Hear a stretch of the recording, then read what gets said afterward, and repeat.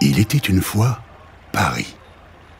Son histoire, ses rues, ses passages insolites, ses habitants, ses boutiques, ses terrasses de café, ses quartiers chauds, ses transports, ses soirées, sa beauté, son équipe de foot, son gris, son doré. Ça, c'est Paris, tel que nous le connaissons. Mais il existe un autre Paris, plus secret, plus caché. Un Paris ésotérique, gardé à l'abri du regard des profanes. À travers ce film, c'est ce Paris mystérieux que nous vous proposons de découvrir.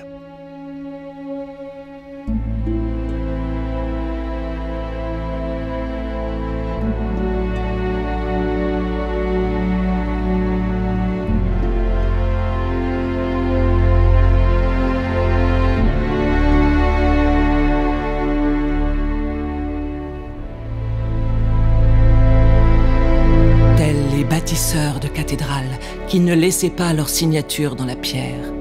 Le contenu de ce film est l'héritage d'auteurs inconnus dont les découvertes apportent un éclairage nouveau à ceux qui sont prêts à se laisser bercer par cette histoire.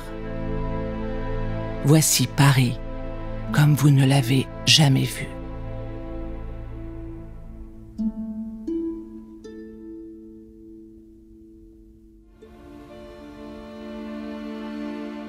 Nous voici, il y a 2200 ans, au cœur de la matrice qui accueillera la future ville de Paris. Sur les hauteurs des collines avoisinantes, une tribu celte, du nom de Parisis, domine le paysage.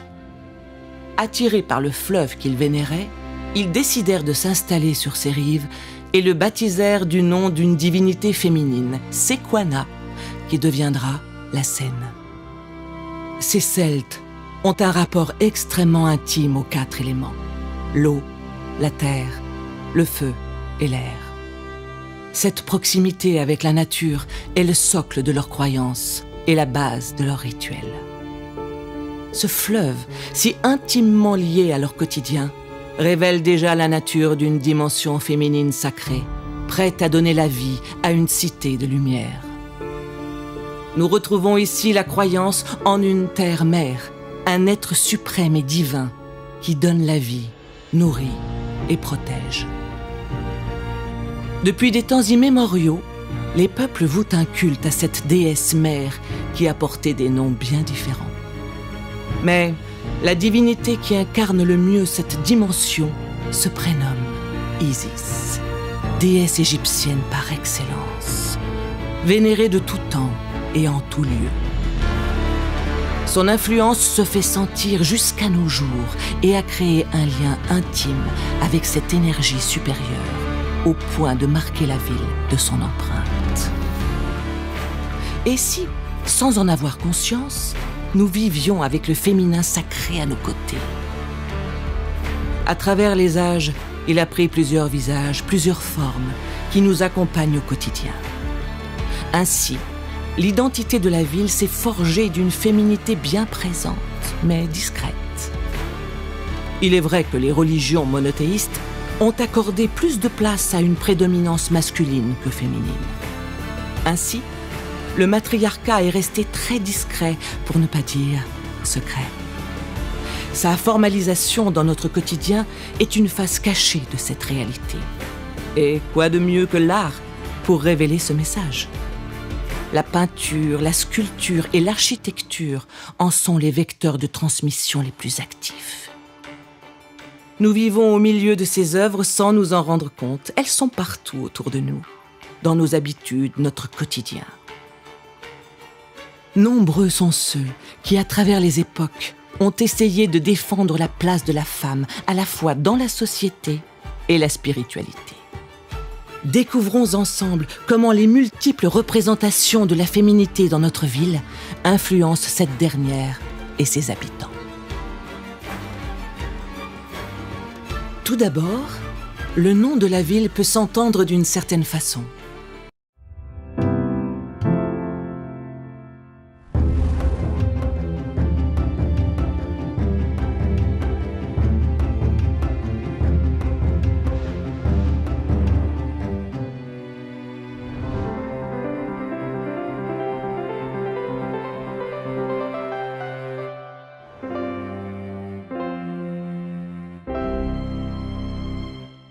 En utilisant le langage des oiseaux, la langue secrète des alchimistes qui joue sur la sonorité des mots pour transmettre un message, nous sommes interpellés sur la manière d'entendre l'ancien nom de cette tribu celte, les Parésies. Voici que nous entendons chanter par Isis. Par signifie l'évocation de, une interpellation. Et bien sûr, Isis, la déesse égyptienne. D'autres sources nous rapportent qu'en égyptien, père ou par signifie la notion d'enclos ou de protection autour d'un temple. Ainsi, Parisie et sa déclinaison, Paris, nous rappellerait donc le temple d'Isis. Cette évocation d'un peuple sous sa protection nous ouvre des perspectives nouvelles pour comprendre la fondation de notre capitale. Le pas est vite franchi, et la poésie qui résonne à nos oreilles est une voix parmi d'autres de réenchantement. Ne nous en privons pas, car le lien avec l'Égypte, renforcé au XIXe siècle, est omniprésent. Et l'histoire officielle ne nous démentira pas.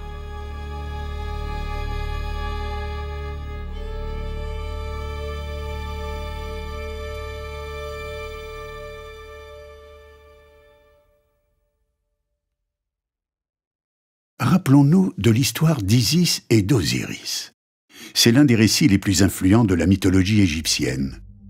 Isis est l'épouse d'Osiris.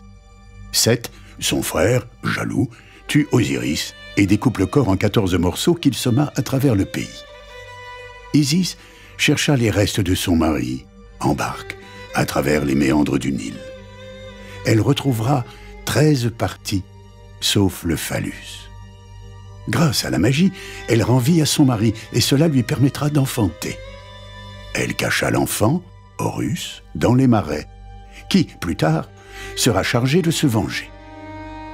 Isis devient donc à la fois un symbole de maternité, de magie, et notamment celui du passage de la mort à la vie.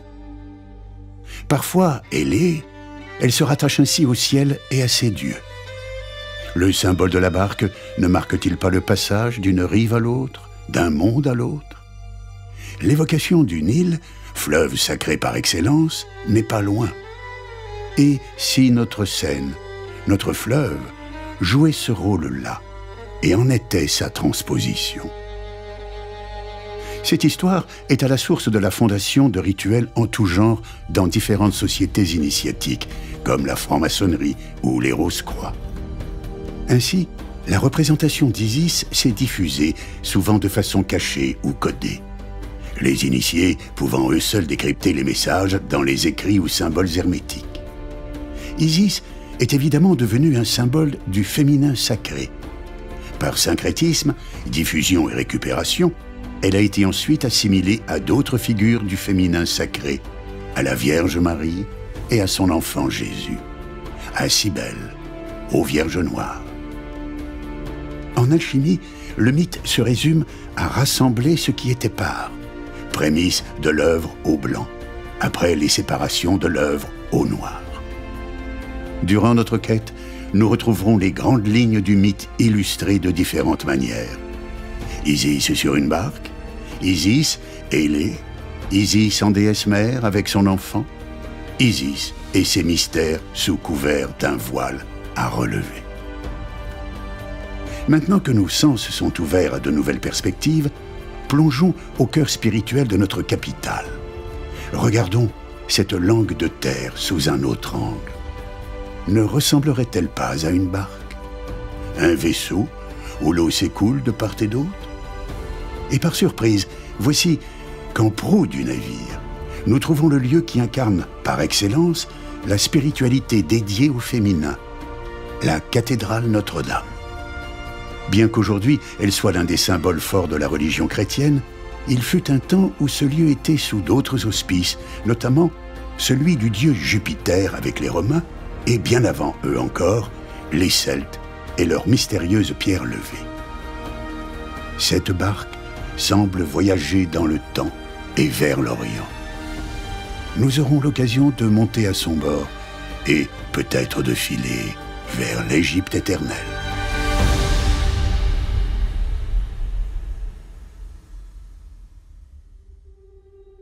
L'iconographie religieuse du monde occidental s'est souvent inspirée d'entités venues d'en haut et naviguant dans nos cieux grâce à leurs ailes déployées dans leur dos.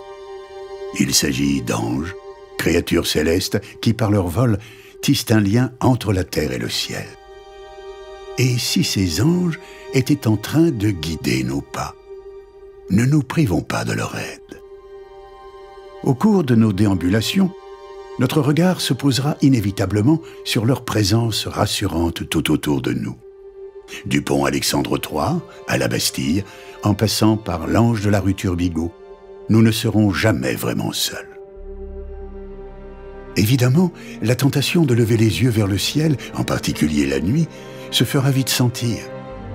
Et comment ne pas s'émerveiller à la vue de cette voûte céleste où les étoiles brillent de mille feux. Isis est souvent représentée voilée, faisant ainsi référence aux mystères égyptiens des écoles initiatiques. Aux États-Unis, une statue d'Isis située dans le parc Herbert Hoover West Branch, dans les Iowa, résume bien ce voile de mystère qui entoure la déesse égyptienne. Assise sur un trône, son corps recouvert d'un voile léger, elle détient dans ses mains le feu sacré à 3 flammes, une croix en C, symbole égyptien de la vie, la tête d'aigle sur les accoudoirs et cette épitaphe énigmatique. Je suis ce qui a été, ce qui est et ce qui sera. Et nul mortel n'a encore levé le voile qui me couvre.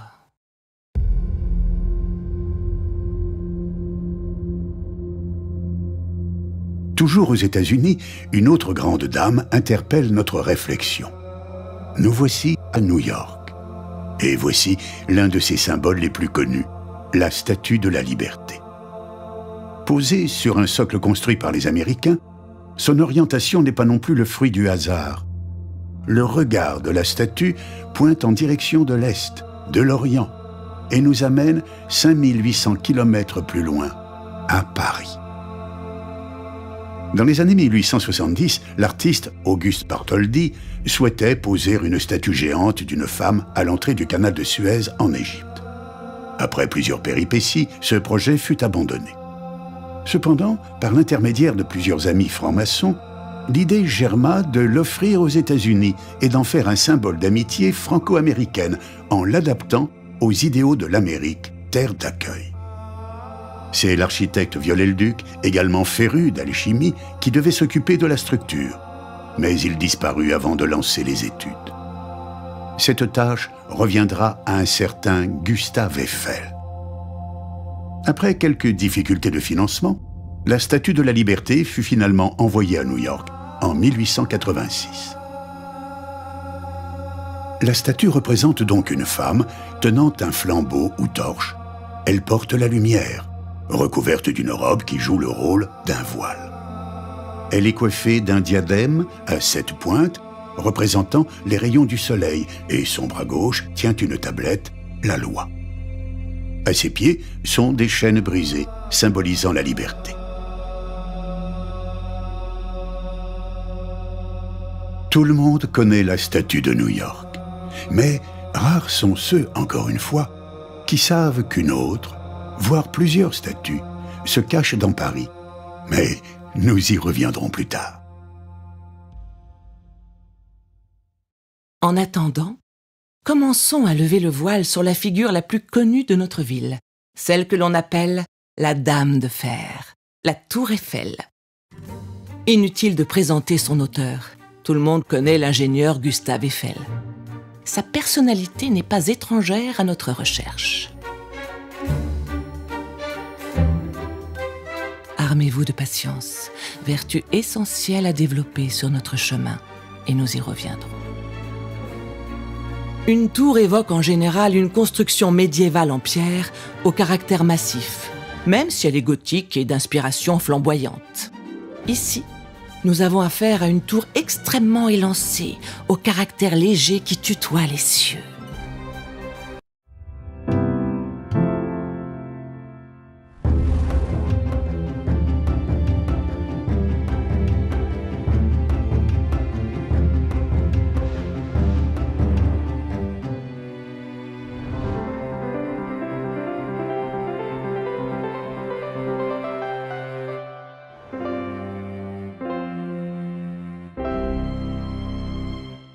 elle évoque plus un ensemble de courbes féminines, aérées et légères, à l'image de l'élégance d'une Parisienne idéalisée. Paris, ne l'oublions pas, est aussi la capitale de la mode, en particulier féminine. La Tour Eiffel est un concentré de géométrie sacrée, mais nous évoquerons surtout ici l'inspiration dont elle fait l'objet pour beaucoup de créatifs de mode, de parfums ou d'événements de communication en rapport à la dimension féminine de la ville. Dans l'inconscient collectif, cette construction est devenue une telle icône que le symbole mondialement connu pour la ville n'est pas son blason historique, mais la Tour Eiffel. Évidemment, cette œuvre n'évoque pas un lien direct sur le plan iconographique avec la déesse Isis. Mais c'est plutôt dans son évocation intime, dans ce qu'elle dégage, dans l'inspiration qu'elle génère, qu'il faut y voir une dimension du féminin sacré. Cette tour, dans son incroyable succès, peut s'interpréter à différents niveaux de lecture, et il est là aussi, le voile d'Isis. Mais pas seulement. Cette présence protectrice s'est aussi manifestée directement à travers la Grande Dame de Fer. Selon les historiens spécialistes de la Première Guerre mondiale, la Tour Eiffel a sauvé Paris. Grâce aux installations radiophoniques à son sommet, on intercepta les messages allemands d'une attaque d'envergure, déclenchant ainsi, du côté français, l'opération épique des taxis de la Marne, qui aboutira à une victoire lors de cette bataille. En attendant, continuons à lever ce voile à travers d'autres statues énigmatiques qui ont attiré notre attention. Il s'agit des Vierges noires. Primitivement, le culte de la Terre-Mère était associé au féminin, devenant ainsi en représentation une femme donnant le sein et la vie. Taillées dans le bois, ces statues étaient par définition de couleur sombre. Ces vieux rites païens peuvent se confondre à la représentation d'Isis. Par syncrétisme et mélange au cours du temps dans une diffusion de tout le bassin méditerranéen, le culte à une Terre-Mère s'est répandu jusque chez nous. De nombreuses Vierges noires de notre pays ont été assimilées à Isis et à la Vierge Marie, femme sur un trône portant l'enfant. On les surnomme souvent Notre-Dame sous terre, car elles sont la plupart du temps vénérées dans des cryptes d'églises, symbole des cavernes des premiers cultes à Gaïa, la Terre-Mère, chez les Grecs. Les Vierges noires les plus connues sont celles de Chartres, Rocamadour et du Puy-en-Velay, au demeurant toutes sur les chemins de Saint-Jacques-de-Compostelle. En 1945, un inventaire recense une quarantaine de statues à travers le pays. La majorité se trouve dans le Massif central, d'autres dans le sud-est de la France. Et Paris n'échappe pas à la règle, même si les Parisiens sont rares à le savoir. Il existait et il existe des Vierges noires à Paris. Au XVIIe siècle, dans l'église de Saint-Étienne-des-Grès, au départ de la rue Saint-Jacques, était vénérée par les pèlerins de Compostelle une Vierge noire. Ces derniers demandant son aide pour le difficile et long périple qui les attendait. On l'appelait alors Notre-Dame de la Bonne Délivrance. Elle a survécu au péril de l'histoire, notamment à la Révolution. Et on peut aujourd'hui la voir à Neuilly, dans la chapelle des religieuses de Saint-Thomas de Villeneuve. Et quel clin d'œil d'avoir la visite, dans cette chapelle, de la Vierge noire du Puy-en-Velay, surnommée l'Égyptienne.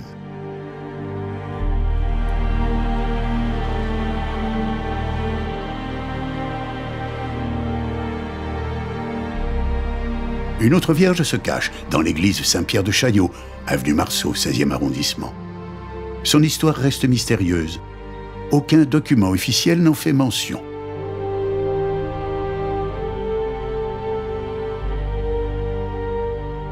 La troisième Vierge noire se trouve dans la chapelle Notre-Dame de la Paix au cimetière de Picpus.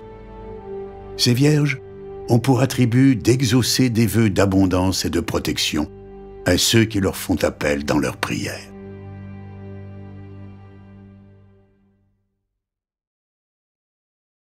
Nous voici au quartier d'affaires de Paris, un nom qui porte une résonance particulière.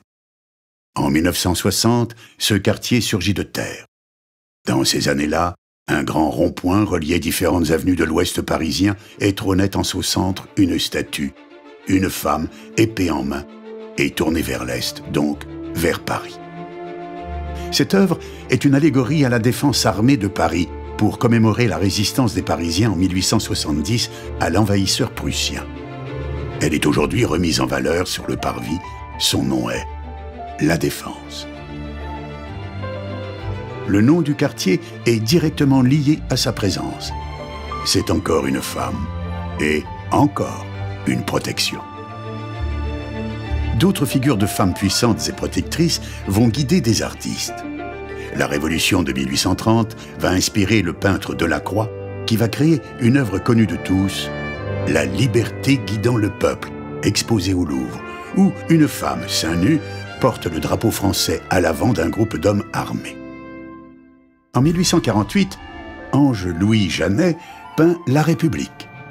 C'est une femme assise sur un trône qui porte un flambeau. En 1857, Jean-Louis Briand réalise une allégorie de la sculpture au Louvre avec le visage d'une femme couverte d'une couronne à 7 branches. En 1870, Jules Lefebvre peint La Vérité. C'est une femme, bras tendus vers le haut, portant un flambeau. Puis, après 1870, vient la Troisième République. Sa figure en deviendra la Marianne. C'est dans ce contexte que la création d'une femme canon au pied est créée pour symboliser la résistance de Paris à la guerre de 1870. Dans tous ces mouvements artistiques, nous retrouvons nos attributs d'une Isis moderne, version 19e siècle. Cette époque, fertile en ésotérisme et autres créations à caractère sacré, va engendrer une modification particulière du blason de Paris. Inévitablement, ce blason ne pouvait pas être autre chose qu'un bateau ou une barque initiatique. Le blason est accompagné de la devise « Fluctuat nec mergitur », dont la première trace est une apparition sur un jeton en 1580. Cette devise confirme le caractère d'une eau sacrée protectrice associée à Paris. Au début du XIXe siècle, en pleine égyptomanie, Isis est ajoutée sur le nouveau blason de Paris, avec également l'ajout d'abeilles en référence à Napoléon, mais aussi à celle en or, trouvée dans la tombe de Childéric, père de Clovis, roi mérovingien, ainsi que d'une étoile à 5 branches et à l'avant d'un navire, une femme sur un trône, qui n'est autre qu'Isis.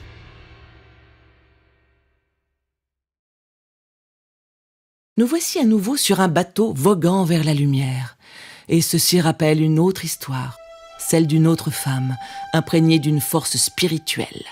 Son nom est Geneviève. En 465, lors d'un siège mené par Childéric, roi des Francs, mais pas encore des Français, elle descend en bateau jusqu'à Troyes et ramène du ravitaillement. Elle sauve la ville. Devant tant de foi et de courage, Clovis, le fils de Childéric, qui avait une spiritualité païenne, demande le baptême. C'est ainsi que le royaume bascule dans l'ère chrétienne. Clovis entre donc dans Paris quelques années après la tentative de son père, sans verser une goutte de sang. Auparavant, en l'an 451, Geneviève avait déjà sauvé la ville des griffes du terrible Attila le Hun. Les habitants voulaient fuir la ville. Geneviève arrive à les convaincre de rester et par sa force de persuasion, elle demande à tous de prier. Lutèce sera épargné. Devant tant de résistance, Attila décida de changer de direction et attaqua la ville d'Orléans. Le christianisme naissant s'auréole de gloire et Geneviève entre ainsi dans la légende et devient Sainte Geneviève, patronne et protectrice de Paris. Est-elle un clin d'œil de l'histoire? Nous apprenons que Geneviève est née à Nementodorum, l'actuel Nanterre, lieu d'implantation des premiers parisis, plus tard fondateur de Lutèce. À cette même époque, un orateur et philosophe platonicien du nom de Lucius Apulée imagine la réponse qu'il reçoit de la déesse qu'il vénère et à qui il adressait toutes ses prières. Me voici, Lucius, ému par tes prières, moi, mère de la nature, en une profusion de rites, à travers une infinité de noms. Le monde entier vénère l'unique puissance divine. Les Athéniens m'appellent Minerve, les Chypriotes Vénus, les Crétois Diane porteuse de flèches, les Siciliens Proserpine, les compagnons d'Eleusis Déméter, d'autres Bellone ou Hécate. Mais les Éthiopiens et Égyptiens, éclairés par les rayons naissants du dieu soleil, m'honorent de mon vrai nom, Isis.